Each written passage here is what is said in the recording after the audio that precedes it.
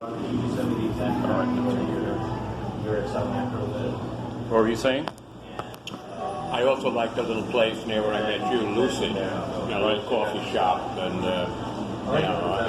I'll go to Starbucks if there's no other alternative. But I like little places like this. Yeah. So you had actually when I bumped into you, you had done what? You had just I've just come back from the Bronx, where I've been campaigning, sort of, and just picked up a few things at the supermarket. And I was literally going to go home, and you would have been among the few people I would be calling. So I just wrote it out, and there you are. Wow, that's weird. It doesn't happen like that very often. Yeah, and I walked in just as you were leaving. Another couple of minutes, I would have missed you.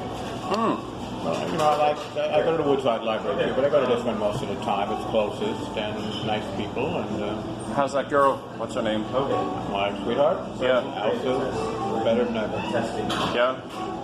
She's going to Spain. She just spent a week in Russia with her mother, who has cancer.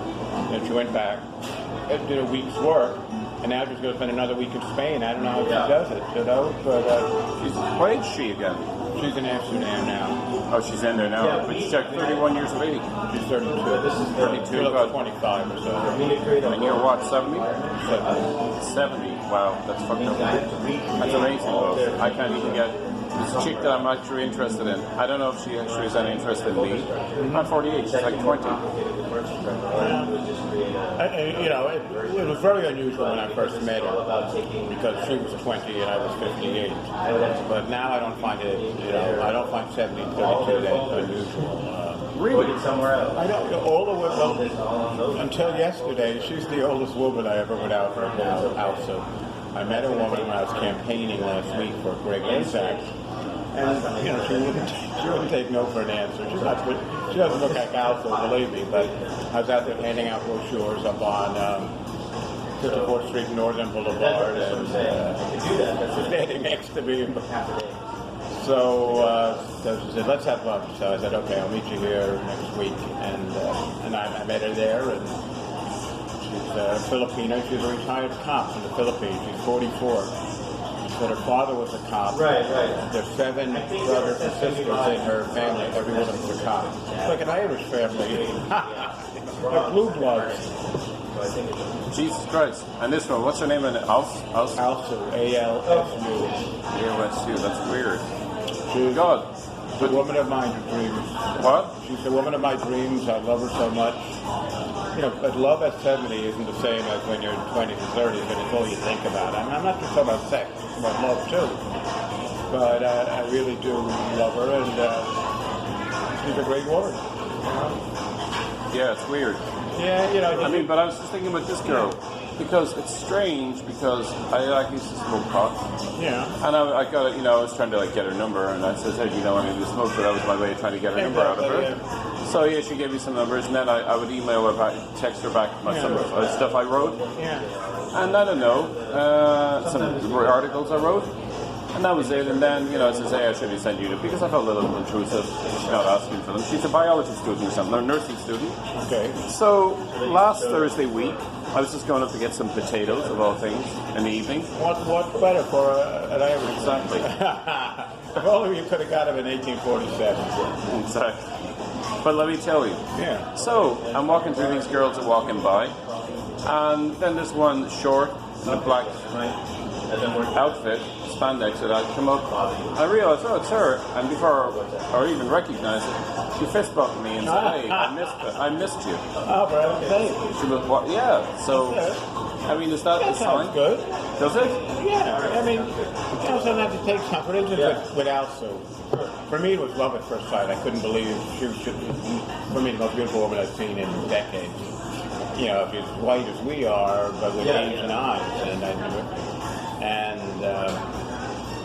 so I would stop in every, 3 times a week to see her and to buy my cat food there. And she literally was holding a can of cat food when I met her. And she loves cats like I love cats, so it's just one of those weird things. And, after a few months, we became friendly, and she she was going back to Russia, and I hadn't asked her out yet. And she goes, Jim, if you're going to say something, you better say it soon because I'm going back to Russia next week. So instead of doing an old humma, I said, also, let's have dinner tonight over at the Turkish Grill. She says, fine. I'll meet you here when you get off at 7, and we'll get breakfast at 3. And the rest has been history. You know, I love her so much. What was the first date like? It's going well. Great, in fact. And she hadn't slept with anyone the whole time she was here, so yeah, she didn't beat around the bush, no pun intended. She stayed with me the whole night. So that's what? She stayed with me the whole night, first night, which is rare. Oh. You know, it's just one of those things. But sometimes, you know, it certainly wasn't love at first sight on her side, but sometimes things work out. For all the ones I Why do you met, think it's because she likes to hustle? So? well, I was much more muscular back then. She said, she goes, Jim, you're in such great shape, and you're the only American I met who's ever been to Russia. So, whatever, because now I'm a mere shadow of myself. When I was there, I had gigantic arms, and it was 12 years ago. Wow. So, 12 years ago. She was 19? he was 20. 20. And you were what? 58. Well, just like I say, I don't expect it to happen again. I really do think it's one of the people that I've ever seen. I still can find I met a woman on the train today. But like I said, this is me at 65. So at 58, I was at least that muscular at 58. Wow. You know, but now it's because I work out 6 times a week, but he's just a man that's produced enough testosterone at 70 to keep arms like that, you know. So. Really? I actually think about going to the gym myself. I've been going, but you have to go every day, do you? No, 3 times a week actually. If you're, I mean, is that muscle here? yeah, not bad. I've seen a heck of a lot worse, and you know, women often admire muscular men, and you know, at your age, you can still put on muscle. Unless I start doing steroids, I can't. When does it stop? 45, 50 or something. How old are you? 48. 48. Well, let's get to that. You know, you might still be able to put on for a couple of years. And, you know, it's all a little different. But you were putting down at what age? That was all my life. I was sort of like that. Oh, so, okay. You know, I boxed and... But I mean, that's, yeah. Well, the triceps are good. You look a lot worse creatures running around than you, Gerard. Take I my know. word for it, you know. Tell me about it. But yeah, I'm just curious. If this chick went up and she came out of the blue, these are her friends, and she fist bumped me, she said, hey, I missed you. Now, I presume what she meant was I missed you because she'd been working at the Well, place. either way, that's fine. And But I wonder, is that she mean wasn't that- embarrassed. She wasn't done in front of her friends. She would maybe turn her head and walk by. So I would consider, I would feel optimistic. Really? I would, yeah. Well, I'm an optimist by nature, so. Yeah, me too. And if I hadn't, I'd probably be dead by now. So Yeah, well, I'm just curious. you got nothing to lose, and frankly, many women admire like the Irish guys. Irish from your side of the pond and my side, you know. So, Well, I'm wondering, she didn't fist bump me. Yeah, that was weird. and like I said, she didn't try to ignore you in front of her friends who were probably her age. You know, she wasn't Yeah. worried about, you know, being ridiculed, saying what, chasing the old guys now or something. So I would consider that very optimism. Yeah, I mean, yeah. Was she just being friendly, or? Well, that remains to be seen. You'll never know. You know, you won't know until it works out. So, you know, certainly, like I say, if that happened with me, I would be optimistic and I would keep at it. You know, whatever. Yeah, but it's not a good idea to just move in, like just abruptly do it. Yeah, well, you know, we'll see as time goes on. You know, next time it was great to see you. It was great to see you too, Gerard. Yeah, whatever. So, like I said, the important thing is to take a little optimism out of it and keep trying. Yeah. And also with the understanding that it's still somewhat rare. You know, like I said, Yeah. that's probably the only time in my life probably that something like that had happened to me. And it just coincidentally that she's one of the two women of my dreams. You know, my high school sweetheart was a wonderful woman who I'm still very good friends with, and the lovely Elsie. What's that? And the lovely Elsie. So, you know, we got to keep at it. I saw a great-looking woman at the dollar store up on Westchester Avenue this morning. With a spectacular figure. She's very friendly and What age is she? maybe mid-20s or so, but Wow. with a spectacular figure, you know. So, and she could take care of it. And Statistically speaking, though. Yeah, 40, 23, 36. So just down. Yeah, but statistically speaking, people marry or go out with people within the 7 years. 2/3 of people do, yeah. Makes sense. And again, for me, it's also or nobody, you know, and so I don't really care one way or another. When was the last time you saw her? March, you know, and I go You to were 58 and she was 20. yes. That is bizarre. Well, the thing that's to me the interesting thing is that she's so good looking. You know, turns out there's a fellow I'm pretty friendly with who lives up the block here. He's a retired fire lieutenant, very Irish looking guy, and it turns out he was a great admirer of hers. He's maybe 10 years younger than me, and he calls her this cute little bunny. I don't think they ever actually went out, Yeah. but.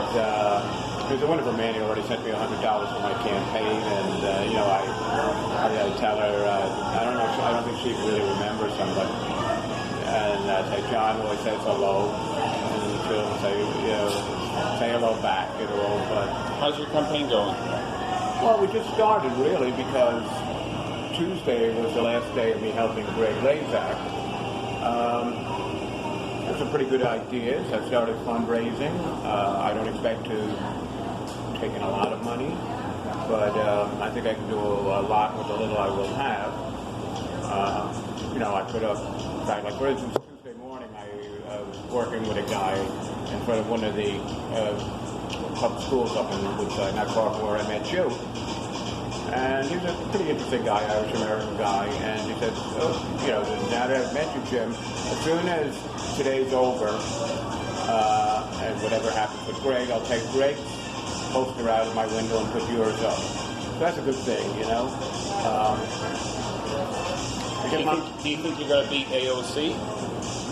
Well, did anyone think she was going to beat Joe Crowley? And Joe Crowley was a much more powerful person than she was. I mean, she's great on Facebook and things like that, but she isn't the power that Joe Crowley was. So I thought I could beat Joe, and I think I could beat her. You know, and for me at least, I'm going to enjoy every second of it. So there's no downside for me in this type of thing. I enjoy campaigning. I love meeting people. I love talking with people. What issues are you running on? Say that again? What issues are you running on? Well, my own are term limits and election law reform, but I'm really pissed off at how she helped sabotage Amazon here. It drives me crazy that here's a upper-class woman who came from Yorktown Heights to beat Joe, and then here we had an opportunity to get 200 to 300 working-class jobs for people in Sunnyside, Long Island City, and Queensbridge. Queensbridge is a big project over there, night shift project. It used to be, when I was a kid, it was half white, to give you that. And it's a real tough time doing a crack trade and making a pretty good comeback. But it's a place that produces jobs, you know, where you don't have to have a college degree. And same with many of the people in Long Island City, and even in Sunnyside here. A lot of the guys I grew up with didn't go to college, you know. When I graduated college in 1970, or when I should have graduated in 1970, only 10% of Americans had college degrees. Now it's up at 32 or 33%. So Yeah. it's, well, it's half a century, so things change. Your girlfriend looks a bit like her, like AOC. Well, she's a lot lighter skinned. I know I tell people if I weren't running against AOC, I'd be dating her. I like her dimples. Yeah. I'll probably get along well with her. Do you think she'd give it up on the first night? I'd say it would be the traditional 3 nights before, three dinners before. you know. Yeah. But you only meet so many women who you're going to remember for the rest of your life. In my case, I still say 4 different women. I include my prayers every night. 2 of them, like Alsu and my high school sweetheart, and right there. Then a little lower, there's that cute redhead from County Kerry, Noelle Clancy, the bride of Valley Budden, and another very attractive, light-skinned black woman I used to date for many years. All these women I dated for many years, really. And I'm happy being single. Though I would marry Alsu in a heartbeat, like I told her. I was in Maastricht with her about a year and a half ago, not the time when she graduated, and we were in a nice little Italian restaurant in a square down in Maastricht. She was particularly adorable that day, and I'm holding her cute little paw, and I said, Alsu, you're the woman of my dreams. I'd marry you in a heartbeat. And she goes, well, wait till I graduate, Jim. So she's graduated, and I haven't heard anything more about her. Yeah, I think she really wants a family so much, and I'm interested in a family, you know. But, pass her on to me. Looking for another Irishman? Well, I'm not passing her on to anyone. I would pass the one on to yesterday, the Filipina retired cop, 44. Interesting in her own right, no Alsu Noriega, because you only meet so many Alsus or Marilyn Browns for me in a lifetime. And same with you, George, right? I'm sure you've dated a number of women over in the old country and here. You know, and I had a great Irish girlfriend over there, Josephine Sheridan. And I was in a nice little bar in Ballsbridge area, and she just came in and just, I like slimmer women, but and she had a huge chest. And before you know it, we were kissing, but just a great woman. She lived on 14 Adelaide Road. Well, can I ask you something? What were you doing? You used to be a cop. What was that? An investigator? For the most part, I was a state investigator. So, for who? State investigator for who? For New York State. I worked for the New York State Attorney General. Then I spent a couple of years in the Bureau of Narcotics Enforcement as a narcotics agent. And then I spent my last 8.5 years investigating doctors for drug abuse, sex abuse, and medical malpractice for the State Health Department. And they're all somewhat related. For the State Health Department? Yeah. You mean doctors guilty of what? Drug abuse, sex abuse? Exactly. Well, for instance, Wednesday I gave an interview to the New York Post. Apparently on Sunday, they're going to do a big article about what's called OPMC, the Office of Professional Medical Conduct. And there's about 10 of us in the city, 10 men or women who do these investigations, because they're very complex. And most of them are, fairly bright men and women. And this had to do with a case at Rockefeller University. You know Rockefeller University at all? It's Okay, research university. Exactly. That's why it's so different. But they actually have a number of MDs who were treating patients. For instance, in this particular case, this doctor was a superstar from Canada. He's an MD and a PhD, and he was specialized in children who weren't growing. Who maybe should have been 5 feet or only 4 feet, and having to deal with trying to get them to go to regular size. And it turned out to be one of them was a friend of mine I used to work with, not with OPMC, somebody else. A wonderful guy, a great Irish American guy, and. The doctor? Or? No, not the doctor. The investigator, one of the guys who was abused by this guy. So he's suing Rockefeller University. There's a whole bunch. The doctor abused the kid? Yeah. What's the name of the doctor? Archibald, I think is his last name. Say like Troy Archibald or something like that. And he abused what age was the kid? The kids were all 7, 8, 9, 10, 11. He abused them? Well, yes, but he mostly just fondled them and stuff. Wow. But I suppose, it could be worse, of course, but, and this guy happened, one of his victims, my friend, is one of the nicest people I've ever met, too, so Or he's unhappy. Well, though he's married to a nice woman. Are the kids done very okay well now? for himself. As far as I know, he's really had no repercussions from it. But we had lunch a couple of weeks ago over at the Turkish Grill, a wonderful place, and so he told me about it. He goes, Jim, I'm suing Rockefeller University, did it to death. And I said, good for you, John, because he's not the type of guy who's not particularly litigious. And he told me about it. He goes, if you don't mind, I'm going to give your name to my attorney so he or somebody could interview you. Just a background for OPMC, how you would investigate a case. And the trouble is with this case, this all happened, we'll say, in the 50s and 60s, most of it. Now, I didn't start there until 1980, but but I told essentially how it did. I gave him some good quotes. And You were interviewed by the Post. It was. I want to ask you, when are the next elections coming up? Well, there'll be the general election in November. But for you? For me, it's next a year from Tuesday, the primary. It'll be a Democratic primary. Between you and AOC. Wow. And maybe several other people too. What do you think are her chances of re-election? Well, if I were a betting man, I'd put my money on her because incumbents win 98% of the time. You don't think people are tired of? You don't think she's too far to the left? I do think she's too far to the left. And that's one of the reasons why I'm running.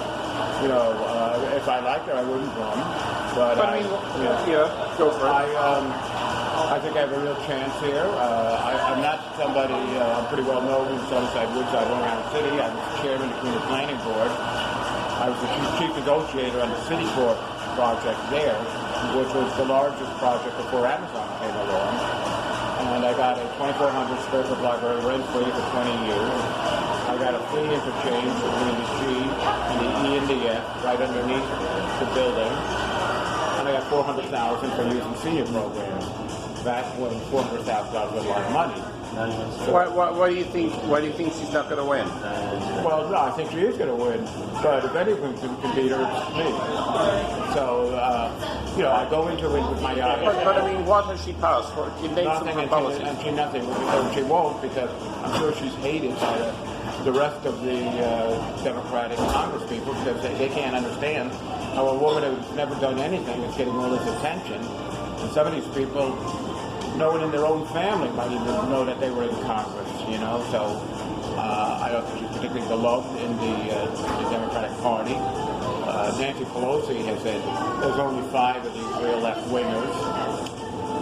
She's including the 2 Muslim congresswomen from Minnesota who, to me, are out-and-out anti-Semites.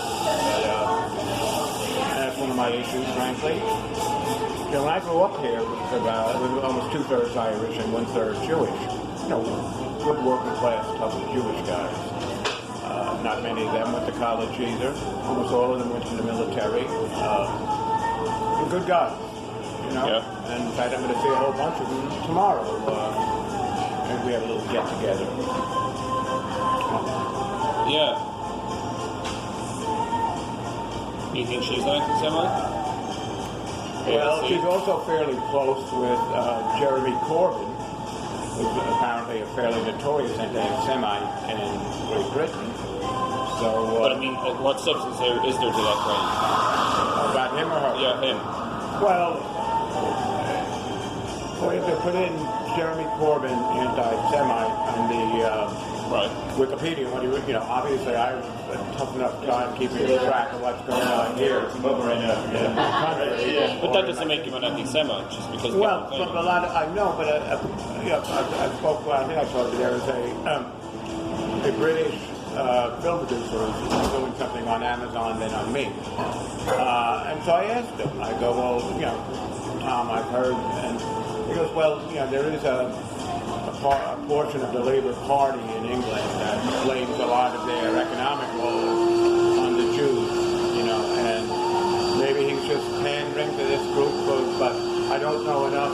I just find it interesting to hear in America, she's only a few months in office, that she sort of made alliances with these 2 creatures. What? Well, she's made alliances with these two preachers in Minnesota who are out and out anti-Semites. And then the one that she's friendliest with in Europe is a guy also, and an anti-Semite. That sounds like guilt by association, though. Oh, sure, but if somebody joins the Hells Angels or something, or is hanging out with people like that, I think there is a certain, I'm not putting her on a stand to try her, but I just don't think she should be involved with these kinds of people. And just one man's opinion, Right. And I understand. I have, certainly in Ireland, if you know, many people who are good people are pro-Palestinian. Right. And they look at it, of course, as Israel as, let's say, the USA or the superpower, and it is a superpower in that small area, Israel. But a lot of people who criticize Israel are called anti-Semites. Yes, but a lot of people who are anti-Semites say, well, I'm not really anti-Semitic or anti-Jewish, I'm just anti-Israel. So it is often used as a cover for anti-Semitism. So look, who knows what's in people's hearts and minds, I just find it unusual, again, as I've been investigating my whole life, that to involve with several of these people. And again, I can understand completely why, like one of the women, Omar, I think, is actually of Palestinian descent. So it's like, I'm completely anti-British in everything I say and do. And so I can understand that she could feel that way. But I think you should understand in Congress that Jews have taken an awful lot of abuse in this country, never mind Europe, and tone down the rhetoric at the very least. So, I'm looking forward to it. The hard part, of course, is getting on the ballot. I'm going to love campaigning between now and next March, but that's the hard part. I have to get 1,250 valid Democratic signatures to get on the ballot. And it sounds easy, it's extraordinarily difficult. And that's why Joe Crowley never had able to run against me except me. So I think he literally went from 1998, when I ran against him, till 2018 without ever having anyone run against him in the Democratic primary. What's that?